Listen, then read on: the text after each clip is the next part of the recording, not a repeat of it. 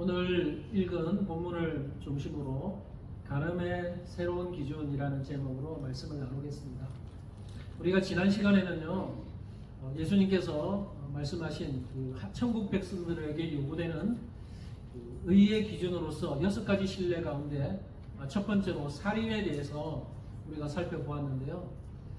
살인은 구약적인 기준으로 하면 실제적으로 사람을 죽이는, 생명을 끊어놓는 것이 옛사람에게 가르쳐왔던 그런 살인의 기준이었습니다. 그런데 예수님은 살인의 기준을 신학적으로 재해석하시면서 이제 마음으로 누구에게 분노하거나 또 심한 욕설을 하거나 마음으로 미워해도 그것이 살인이다, 이렇게 말씀하신 만큼 의의 기준을 높이셨습니다. 오늘 우리가 함께 살펴보려고 하는 또 하나의 주제는 간음인데요. 간음도 마찬가지입니다. 간음도 구약의 기준과는 다르게 예수님은 새로운 신약적인 기준을 제시하시는데요. 그럼 오늘 본문을 한번 살펴보면서 예수님이 어떻게 말씀하시고 우리가 어떻게 살아야 할지를 한번 돌아보았으면 좋겠습니다. 먼저 27절을 보면 예수님이 이렇게 말씀합니다. 또 간음하지 말라 하였다는 것을 너희가 들었으나, 이거는 지금까지 들어왔던 그 내용이죠. 간음하지 말라, 구약의 율법에 있는 10계명으로 하면 7계명입니다. 10계명의 7계명에 간음하지 말라 말씀하는데, 구약 백성들은 지금까지 이 간음하지 말라는 말씀을 어떻게 이해해 왔습니까? 살인과 마찬가지로 실제적으로 누군가의 육체를 범하는 것, 이것을 간음이라고 생각해 왔습니다. 그래서 외적으로 누군가 육체를 범하지만 않으면 그거는 간음하지 않은 것이고 7계명을 잘 지킨 것이라고 생각해 왔어요. 특별히 예수님 당시에 서기관이나 바리새인들과 같은 종교 지도자들은 나는 남의 육체를 범한 그 간음한 적이 없어.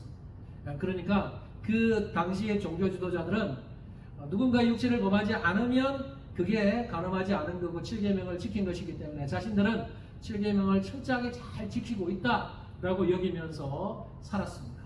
그런데 오늘 본문에 예수님이 뭐라고 말합니까? 예수님은 지금까지 그들이 생각해 오고 있었던 간음의 그 의미를 재해석하시면서 새로운 기준을 제시해 주십니다. 오늘 본문 28절인데요. 28절 말씀을 같이 한번 읽어볼까요? 시작. 나는 너희에게 이르노니 음욕을 품고 여자를 보는 자마다 마음의 입이 간음하였느니라. 여러분, 이 예수님이 하시는 말씀에 이 간음에 대한 새로운 기준을 보면 굉장히 수준이 높습니다. 우리가 예수님의 이 말씀을 좀 더 정확하게 이해하려면 이 구절에 몇 가지를 좀 짚어볼 필요가 있겠습니다. 먼저 첫 번째로 우리가 좀 이해할 것은 예수님이 지금 간음하지 말라고 말하는, 간음하지 말아야 되는 대상이 누구냐는 거예요. 여러분, 예수님은 지금 누구를 향해서 간음하지 말라고 말씀하실까요? 이 대상이 누굴까요? 남자들은 그래 나올 줄 알았어요. 겉으로 보면 오늘 우리가 그 다음 구절에 보면, 여기 보면 여자를 보고 음욕을 품고 여자를 보는 자마다, 이런 구절 때문에 이거는 남자들, 특별히 결혼한 남자들을 대상으로 주신 말씀이다 라고 생각하기 쉽지만 그렇지는 않습니다. 이건 하나의 예를 든 거지, 그죠? 이 말씀만 보면 남자들이에요.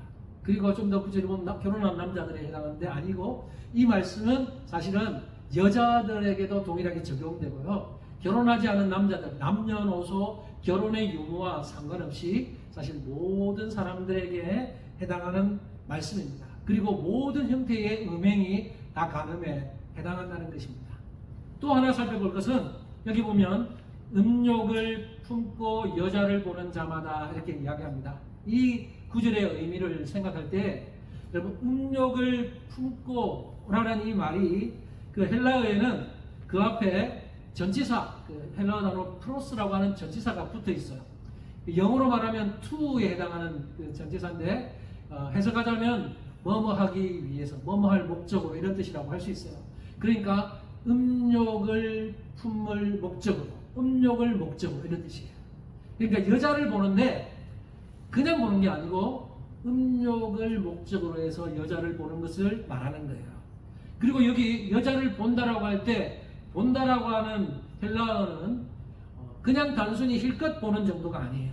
그냥 자세히 주의 깊게 보는 것을, 그러니까 그 한 곳에 시선을 고정시켜 놓고 오래 보는 것을 가리키는 단어예요. 그러니까 여러분, 이 단어는 뭐예요? 여자를 보는데 그냥 지나가는 여자를 그냥 한번 훑고 그냥 내 눈에 보이기 때문에 보고 그냥 마는 것이 아니고, 보고 계속해서 시선을 고정시키고 계속해서 뚫어지라고 보는 겁니다. 근데 어떤 목적으로요? 어떤 목적으로? 음욕을 목적으로 보는, 그것을 지금 예수님 지적하시는 거죠. 그러므로 이 구절은 그냥 본능적인 감정에 이끌려서 그냥 예쁜 여자 보면 눈이 그냥 가고 이 정도가 아니라는 거예요. 그 정도를 넘어서 성욕의 대상으로 여기면서 적극적인 의도를 가지고 여자를 주의 깊게 면면하게 보는, 그 속마음에는 이미 음욕적인 목적을 가지고 보는 것을 가리킵니다. 예수님은 이런 자마다 이미 마음에 간음하였다, 이렇게 선언하고 계시는 거예요. 이처럼 예수님은 직접적으로 누군가의 육체를 범하는 것만이 간음이 아니라 마음속에서 생각으로 음욕을 품고 바라보는 것 자체도 바로 간음죄를 범하는 것임을 이야기하고 계신 것입니다. 자, 그리고 그 다음 구절에서는 적용을 하십니다. 간음죄와 관련해서 실제로 적용을 하고 계신데요. 한번 읽어볼까요? 29절과 30절 예수님 뭐라고 적용하시는지 같이 읽어봅시다. 시작. 너로 실족하게 하거든 빼어내버리라.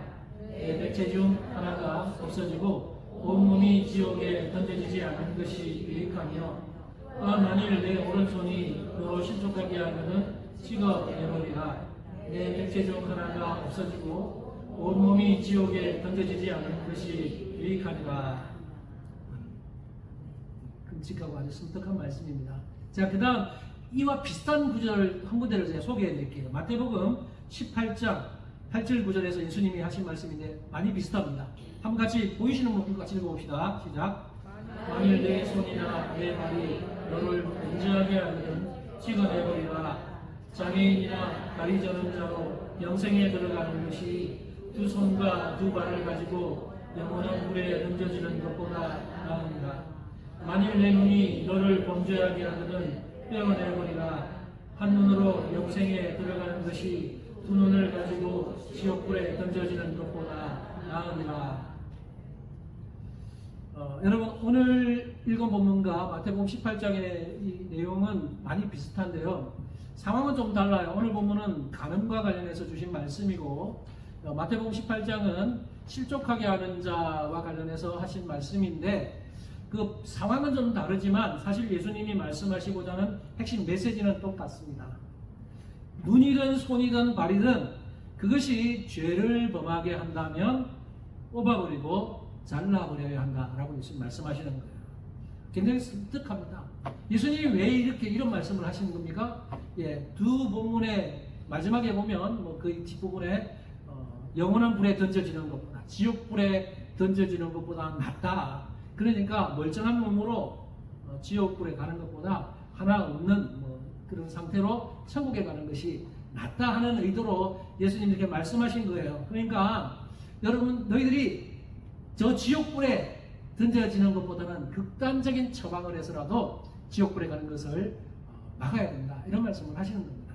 자, 여러분, 여기서 질문입니다. 그러면 예수님이 말씀하신 이 극단적인 처방이라는 것이 도대체 어떤 걸까요? 이 말씀처럼 실제로 눈을 뽑고 실제로 손과 발을 자르는 것일까요? 그러라는 말입니까? 물론 아닙니다. 그렇지 않습니다.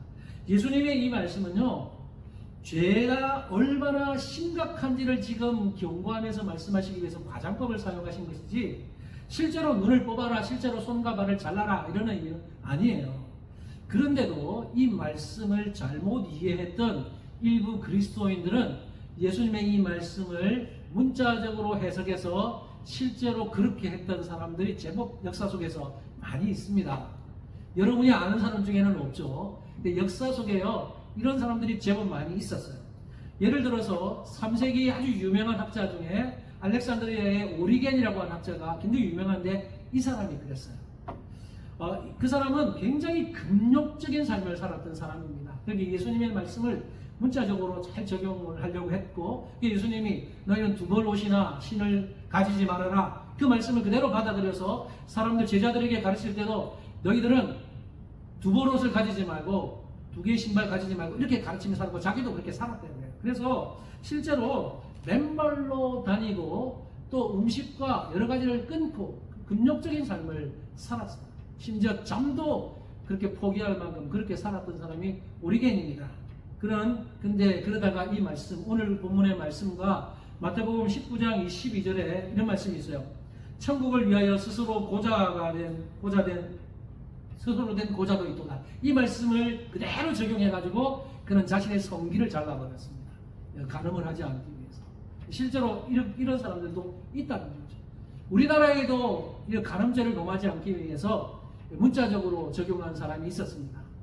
한 사람을 소개하자면, 한때는 목사였는데 나중에 목사를 버리고 한국의 계룡산 황태골에 세계 1가공회라고 하는 그 다원적인 그 공동체를 만들어서 무속 종교의 종교 지도자가 된 양도천 교주라는 분입니다. 인터넷 치면 양도천만 쳐도 아마 검색이 될 텐데요. 이 양도천 교주라는 사람이 사실 목사로 있었을 때 굉장히 유명해서 여러 교단에서 부흥사로 초대도 받은 그런 사람이었다고 합니다. 굉장히 능력의 종이었다고 그렇게 불려질 만큼 그런 사람이었다고 하는데, 어느 날 이 사람이 북한에 남겨두고 온 자기 아내를 북한에 남겨두고 와서 이 남한에 살면서 나는 제7계명인 간음죄를 범할 수 없다, 그런 생각에 자신의 성기를 잘라버렸대요. 그리고 이것이 이제 사람들에게 알려지면서 그 교계에 굉장히 회자가 될 만큼 화제가 되었습니다. 근데 놀라운 사실은 이분이 80세를 넘겼을 때 깜짝 놀란 기사가 하나 실렸습니다. 그게 뭐냐면, 이분이 80세가 넘고 나서 16살짜리 처녀를 아내로 맞이했다라고 하는 기사가 실렸습니다. 여러분, 이 이야기가 우리에게 전해주고자 하는 메시지가 뭐냐면요, 죄로 타락한 인간의 그 본성이 어떤지를 우리에게 보여주는 거예요. 사람의 신체를 절단한다고 해서 죄의 문제가 완전히 해결되는 게 아니라는 것입니다. 사랑하는 성도 여러분, 앞서 언급한 오리겐이나 양도천 교주와 같은 사람이 스스로 자신의 성기를 잘라버린 것은 예수님의 이 말씀을 사실 잘못 이해한 것입니다. 예수님은 실제로 잘라라는 의미로 이야기한 게 아닌데 그걸 그냥 문자 그대로 받아들여서 적용한 것이죠. 예수님께서 앞서 이야기한 것처럼 이 극단적인 비유를 든 것은요, 그 죄가 얼마나 심각한 것인지를 알고 그 죄와 싸우라는 의미입니다. 그것을 모르고 문자적으로 적용했던 사람들이 역사 속에 많이 왔어요. 교회 역사 속에서. 그래서 실제로 자신의 손을 자르는 사람, 자신의 발을 잘라버리는 사람, 이런 사람들이 실제로 여러 있었다는 것입니다. 그렇게 하면 간음죄가 뿌리 뽑히고 모든 죄의 근원들이 사라질 것이라고 믿고 그렇게 한 거예요. 그런데 실제로 그렇게 해보니까 안 되는 거죠.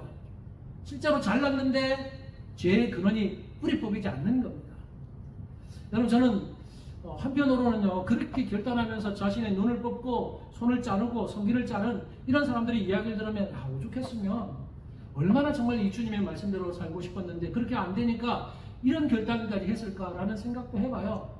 왜냐하면 제가 청년 때요, 손을 자를 생각을 한번 해본 적이 있거든요.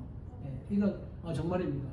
근데 용기가 없어요. 왜냐하면 이게 쉬운 일이 아니잖아요. 그죠?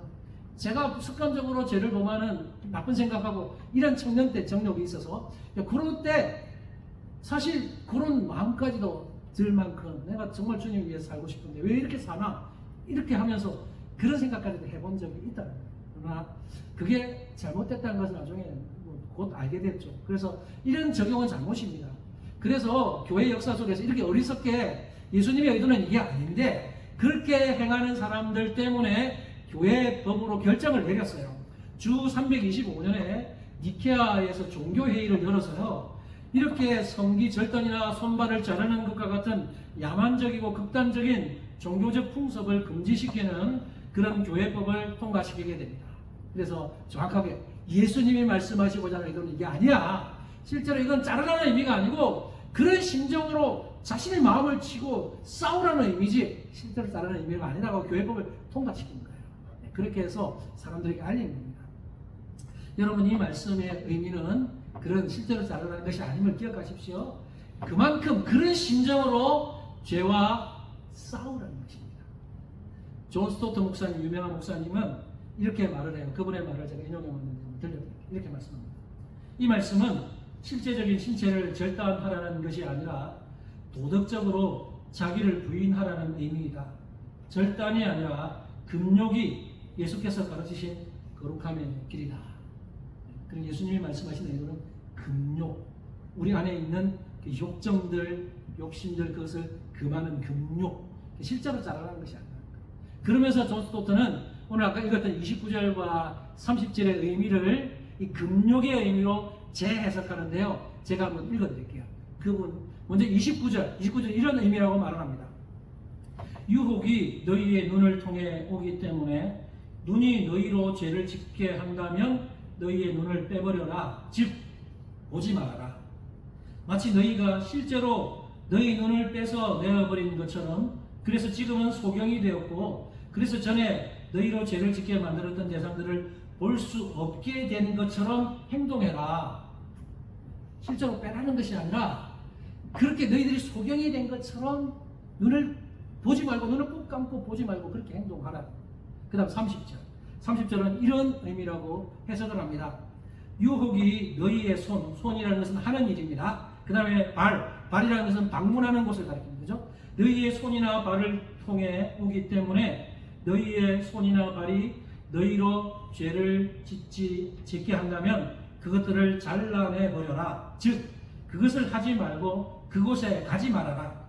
마치 너희가 실제로 손과 발을 잘라버린 것처럼 그리고 그것을 내던지는 것처럼 그래서 지금은 불구자가 되어서 전에 너희로 죄를 짓게 만들던 그 일을 할 수 없게 되고 그 장소에 갈 수 없게 된 것처럼 행동해라. 이렇게 말합니다. 그러니까 손과 발을 자르라는 말은 너희들이 지금까지 손으로 지었던 그 죄를 실제로 하지 말고 너희들이 발로 죄 지었던 곳에 갔던 그 방문했던 그 장소에 가는 것을 그만하라. 이런 의미지 자르라는 의미는 아니라는 것을 이렇게 해석하는 겁니다. 여러분 그러니까 존 스토트 목사님이 말하고자 하는 이 금욕의 의미는요. 실제로 절단이 아니라 죄에 대해서 눈을 감고 죄를 짓게 하는 손과 발을 금하라는 겁니다. 이해하시겠습니까? 네. 실제로 그런 내가 정말 그런 불구자가 내 눈이 뽑혔어. 내 손과 발이 지금 없어. 그런 심정으로 철저하게 이렇게 살아가라는 거예요. 이렇게 예수님 말씀하신 겁니다. 이것이 존 스토트가 말하는 금욕의 의미입니다. 성경구절 로마서 13장에 있는 말씀에 13장 14절 말씀 이렇게 말하는데요. 같이 한번 읽어볼까요? 시작. 오직 주 예수 그리스도로 옷 입고 정령을 위하여 육신의 일을 도모하지 말라. 아멘. 예수 그리스도로 옷 입으라고 말합니다. 여러분 예수 그리스도로 옷 입으셨어요? 우리는 예수님으로 옷 입은 사람들 어떻게 하라고요? 정욕을 위하여 육신의 일을 도모하지 말라. 정욕을 위해서 육신의 일을 도모하지 말라. 여기 정욕이 나오고 육신의 일이 나와요. 여기 정욕과 육신의 일을 로이드 존슨 목사님은 뭐라고 비유하냐면 정욕은 불이고 육신의 일은 기름이다. 불과 기름에 비유합니다.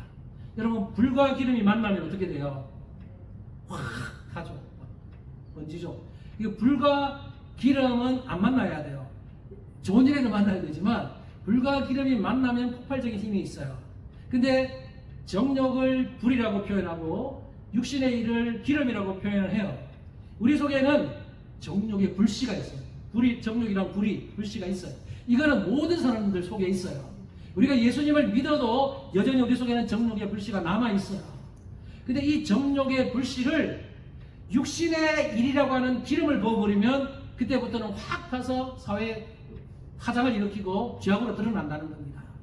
그러니까 우리 속에 있는 이 정욕의 불씨는 있지만 육신의 일로 드러나지 않도록 기름을 붓지 말라는 거예요. 육신의 일을 하지 말라는 겁니다. 그러면 우리 속에 정욕의 불씨가 있어도요, 우리가 실제로 그런 일을 하지 않으면, 기름을 붓지 않으면 우리 속에서 밖에서 죄로 드러나지 않게 되니까 이걸 주의하라는 거죠. 그래서 여기 말씀에 정욕을 위하여 육신의 일을 도모하지 말라 이렇게 말하는 거예요.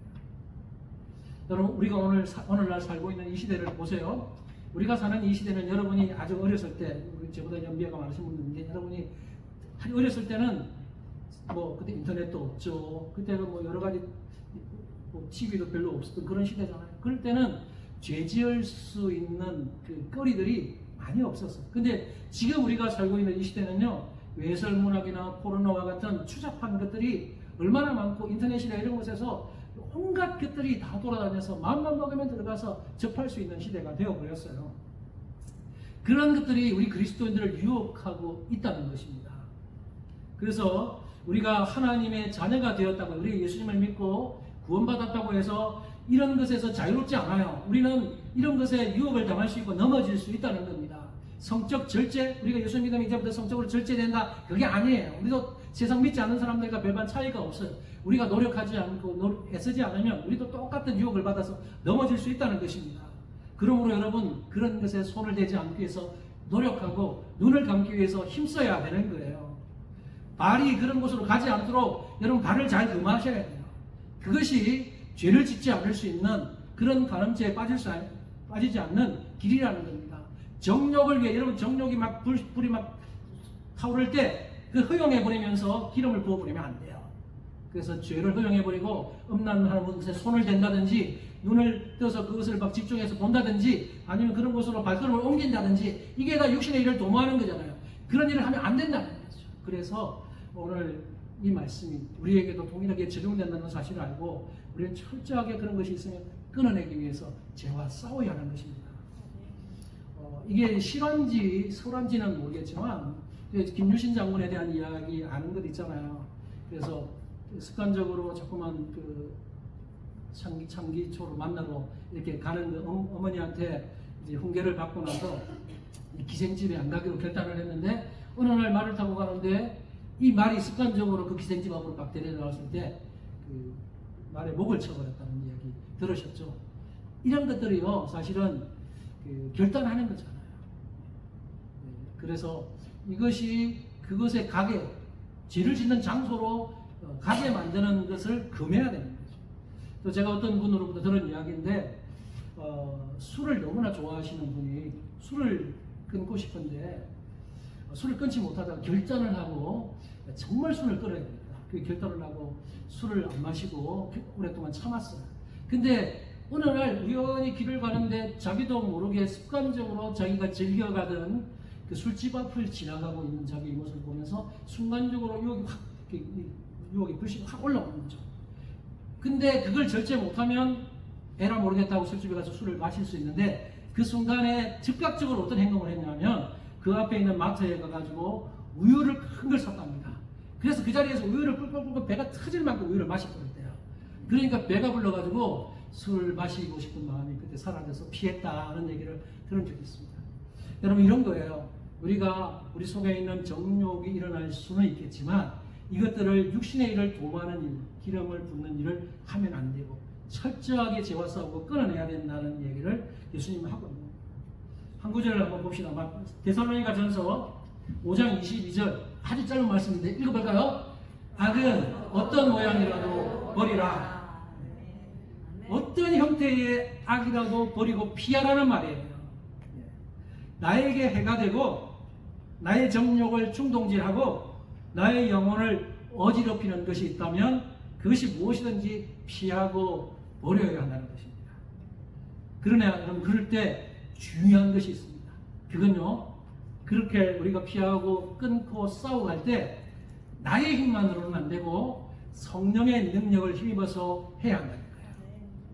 여러분, 우리의 의지는 너무 약해요. 나는 하나님 말씀대로 살고 싶어요.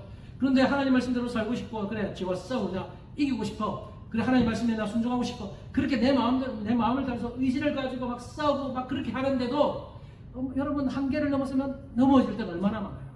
자기 자신의 힘과 의지를 가지고는 그것이 필요 없단 말은 아니에요. 있어야 돼요. 나의 의지가 필요하고 내가 죄와 싸우자고 하는 마음이 있어야 되고 노력해야 되는 있어야 되지만 그 가운데 성령의 능력이 부어지지 않으면 나 혼자서는 언젠가 또 무너지는 내 모습을 보게 된다는 겁니다. 그래서 우리는 성령의 능력을 힘입어서 그렇게 함께 죄와 싸우는 것이 필요해요. 그래서 성령의 도움을 구해야 합니다. 성령 충만해야 합니다. 성령이 우리를 지배하게 만들면 그런 상황에 넘어지지 않고 이길 수 있게 성령이 우리를 도우신다는 거예요. 제가 영육반 공부하면서 이야기했던 것 같은데 이 컵이 있어요. 이 빈컵이에요. 이 빈컵이지만 눈에 아무것도 안 보이지만 이 속에는 공기가 들어있습니다. 그죠? 여러분 이 컵 속에 있는 공기를 빼내는 방법이 뭔지 아세요? 이 손을 막 해서 이렇게 하면 공기가 빠집니까? 뒤집으면 공기가 빠집니까? 아니에요. 여기 있는 공기를 빼는 방법은 여기에 물을 가득 부으면 공기가 빠집니다.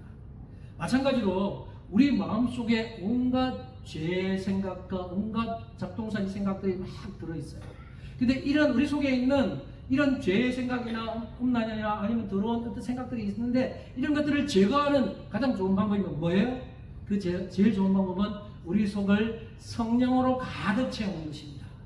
그것이 바로 우리가 일명 이야기하는 성령 충만의 계기입니다. 성령으로 가득 채우면 성령이 나를 가득 지배하기 때문에 내 생각을 성령이 이끌어가요. 내가 생각할 여를 놔두고 성령께서 나를 지배해 가시도록 하면 이런 싸움에서 이길 수 있다는 것입니다. 저도 한때 몇 개월 동안 그렇게 성령님 의지하면서 싸워봤던 경험이 있어요. 이게 저는 그때 제가 느낀 경험이 이게 성령 충만이구나. 제 속에 나쁜 생각이라고는 정말 순간순간 없애려고 노력했고 그렇게 하니까 한 6개월 정도 제가 생각해도 정말 나 너무 잘 살고 있어 이렇게 교만한 생각이 들 만큼 그렇게 철저하게 죄와 싸우려고 성령 하나님 도와주세요 이렇게 살았던 적이 있습니다. 그것이 성령 충만이라는 생각이 들었는데 그러다가 여러분 성령 충만은요 우리 성도들에게 항상 계속 있는 게 아니에요. 우리가 빈틈을 주고 방심하면 사탄이 우리를 건드려서 금방 성령 충만한 사람 깨어져요. 그죠? 이거 여러분 경험해 보셨죠? 그래서 우리는 할 수만 있으면 성령 충만하도록 기도해야 되고 노력해야 되지만 또 성령 충만이 깨지면 또 하나님 앞에 기도하면서 성령의 지배를 받기 위해서 애써야 해요. 성령 충만이 깨지면요 사탄이 침투해서 우리의 마음을 흔들어 놓으면 죄 가운데 또 빠지는 우리의 모습 저도 그 경험을 통해서 느낍니다. 여러분도 마찬가지일 거예요. 우리가 날마다 성령 충만을 하면서 성령을 의지하면서 싸워나갈 때 우리가 오늘 예수님 말씀하신 것처럼 승리하는 삶을 살 수 있다는 사실 기억하시기 바랍니다. 이제 말씀을 정리하겠습니다. 여러분 우리는 오늘 천국 백성들에게 요구하는 그 의의 6가지 신뢰 중에서 간음에 대해서 생각해 봤습니다. 예수님은 간음의 수준을 높이셨어요. 실제적으로 누군가 육체를 범하는 것이 그만이 간음이 아니라 마음속으로 음욕을 품고 나쁜 생각을 가지고 바라보는 것만도 그것이 간음이다 말씀하셨습니다. 여러분 저는 오늘 말씀을 정리하면서 여러분에게 한 분의 이야기를 소개하면서 말씀을 맺겠습니다. 제가 굉장히 존경하고 좋아하는 목사님 중에 미국의 존 파이프 목사님이라고 계십니다. 지금 살아계신데 지금 80세 정도 되셨습니다. 근데 그분이 이제 71세 때 지금 9년 전에 2017년에 그분이 이제 글을 하나 썼어요. 간음하는 이들에게라는 제목의 글을 썼습니다. 근데 그 글은요 자신의 간증이기도 하면서 남자들을 향한 권면과 그런 말씀이기도 합니다. 왜냐하면 존 파이프가 남자이기 때문에 남자로서 자신의 경험을 또 다른 남자들에게 전해주는 말인데 당시 9년 전에 71세였던 존 파이프 목사님이 자기 아내 노엘 파이프 사모님과 48년 동안의 결혼 생활을 하는 동안 한 번도 다른 여자에게 한눈 팔아본 적이 없다라는 것을 고백하면서 이렇게 고백을 했어요. 그분이 이렇게 고백을 합니다. 나는 아내와 결혼한 반세기 동안 다른 여성에게 끌린 적이 한 번도 없고 성관계를 탐한 적도 한 번도 없다.